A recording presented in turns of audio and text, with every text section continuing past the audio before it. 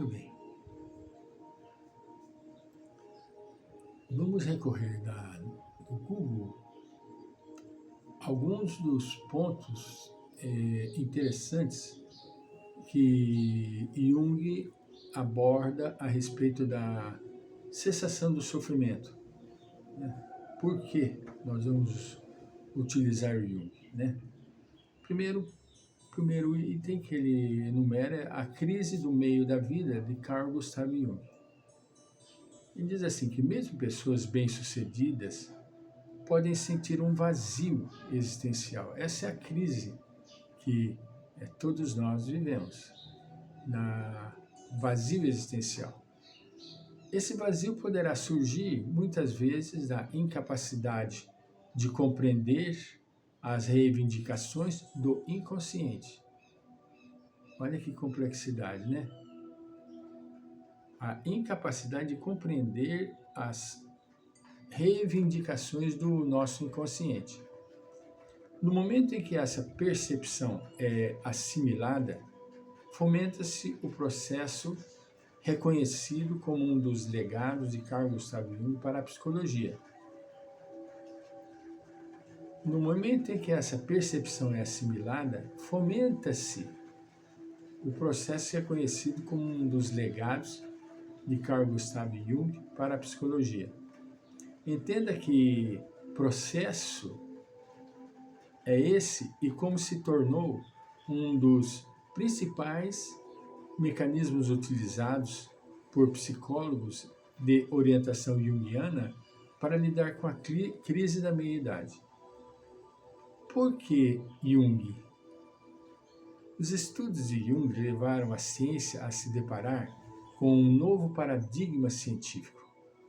Sua metodologia exige uma postura criativa. Jung construiu novos conceitos, vocábulos carregados de sentidos. Um deles é a individuação, um processo de autorrealização e autoconsciência que decorre de uma harmonização do consciente com o inconsciente, nosso próprio núcleo psíquico, ou seja, self. Nesse contexto, os símbolos são manifestações do psiquismo, tentando levar o ego, que é a consciência, a integrar-se com o self, que é a essência de si mesmo. O ego integrar-se com o self, que é fundamental essa colocação, não é? A individuação de Jung. A própria vida de Jung pode ser compreendida como um processo de individuação que o levou à autorrealização. A sua biografia corrobora sua tese sobre esse processo. Na jornada do autoconhecimento, outras forças influenciam, colocando o papel da persona em xeque e fazendo florescer o desenvolvimento pessoal. Após o rompimento com Freud, passa a experimentar sua nova vida intelectual, viajando para outros países e continentes, cruzando conhecimentos de antropologia, religião e cultura.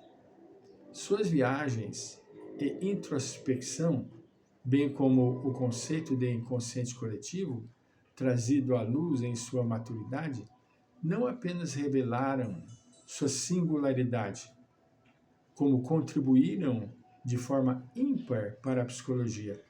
Infelizmente, aqui está dito, eu vou aproveitar a falar, o rompimento com Freud foi que libertou Jung das peias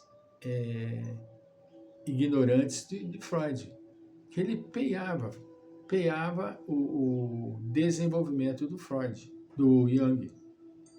Ele não deixava o Jung sair do carreiro assim, com o tapa nos olhos. Jung não se satisfazia com isso. Jung perguntava, questionava o tempo todo, enquanto o Freud já era diferente. O Freud já se satisfazia com o que havia conseguido e era um ponto final. Para o Jung, não. Jung ele queria mais e mais, porque sabia que havia mais coisas para serem descobertas. Ele foi ter com o povo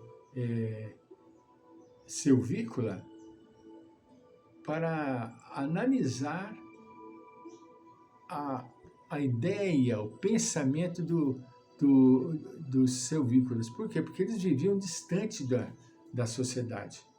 Então ele imaginava que deveria ter a dedução de outras formas. Por isso que surgiu o inconsciente coletivo, essa vastidão de conquistas que a mente oferece, né? Os desígnios do inconsciente. O espírito humano é naturalmente criativo, precisa criar e viver experiências novas. O inconsciente pode ser o regulador das ações humanas, inspirando a criatividade necessária para dar vazão à necessidade psíquica interna de expressar-se. Usar plenamente essa criatividade, sem estar preso a determinantes externos, conduz ao autoaperfeiçoamento. Sem estar preso, que é o que ele sentia. Ele ficava amarrado nas conceituações freudianas e não expandia, né? Individuação não é individualismo. O indivíduo, além de se conhecer, deve se colocar no mundo. Buscar o equilíbrio entre as demandas do mundo interno e externo, pois sua individualidade está a serviço de um bem maior. Individuação não é individualismo, pois todos possuem um papel na comunidade, onde a jornada rumo ao autoconhecimento também significa nova contribuição na sociedade. Uma vez que o indivíduo não é um ser único, mas pressupõe também um relacionamento coletivo para a sua existência, também o processo de individuação não leva ao isolamento, mas a um relacionamento coletivo mais intenso e mais abrangente. Vê que coisa! Ele sabia que não dava para tirar-se conclusão de uma pessoa isolada. A criatura faz parte da coletividade. Choque de realidade. Por volta dos 35 a 50 anos, pode existir um movimento interno para o encontro consigo mesmo. Jung chamou de a jornada do herói, quando o indivíduo sente a necessidade de fazer algo diferente de si mesmo.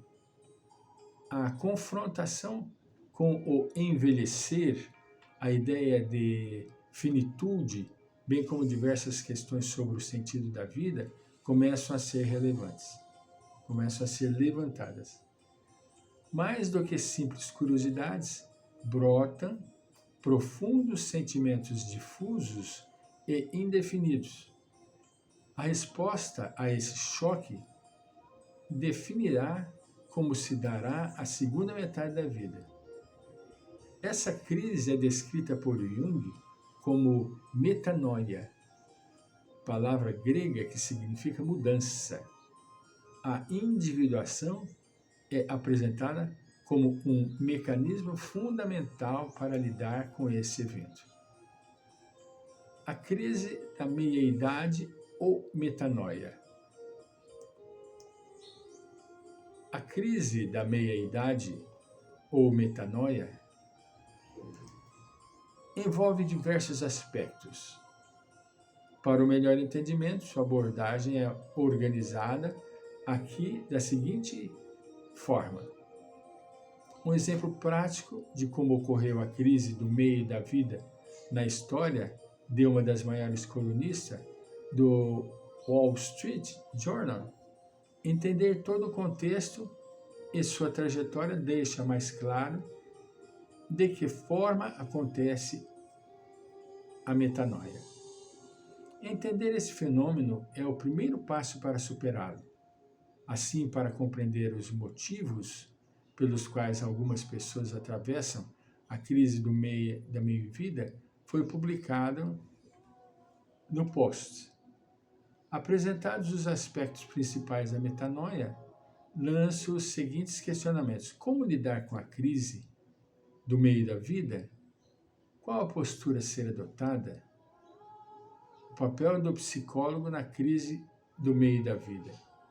Diversas ferramentas podem ser utilizadas na condução de um processo tão presente como é do meio da vida.